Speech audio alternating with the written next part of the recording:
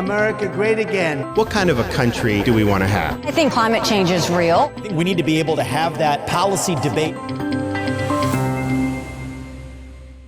The Washington Examiner is looking at where presidential hopefuls stand on key issues.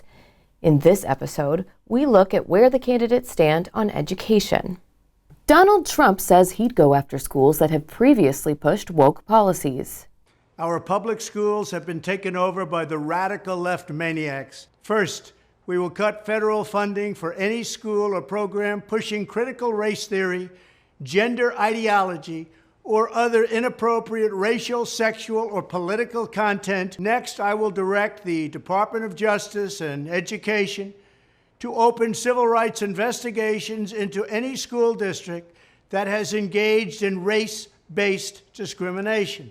Florida Governor Ron DeSantis has some of the most well-known views on education, given how much reform he's overseen in his state.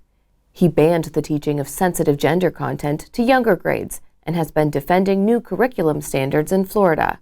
He also signed a school choice bill into law this year. The state of Florida is #1 when it comes to education freedom and education choice.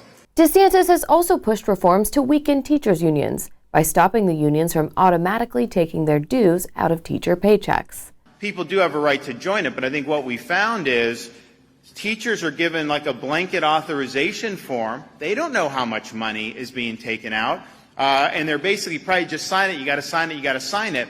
And we don't think that that's necessarily informed consent. So now you're in a situation where people can say, okay, they get their paycheck.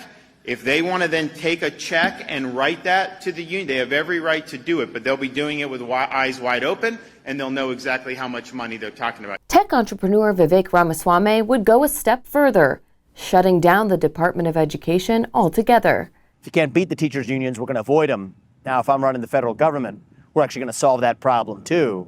Another thing we're going to do is to shut down the toxic U.S. Department of Education that actually is poisoning local schools. And Nikki Haley has pushed school choice as an answer to liberal policies in schools. She's also defended what DeSantis has done in Florida.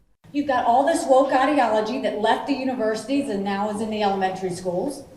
You've got critical race theory, where if you've got a 5-year-old girl going into kindergarten, if she's white, you're telling her she's bad. And if she's brown or black, you're telling her she'll never be good enough and she'll always be a victim. That's abusive. And then you had the whole country up in arms because of a Don't Say Gay bill in Florida, right? Which basically just said, you don't need to talk about gender before 3rd grade. Well, I don't even think that goes far enough. With education a top concern of voters, where the candidates stand on schools will remain a key factor in the race. Sarah Bedford for the Washington Examiner.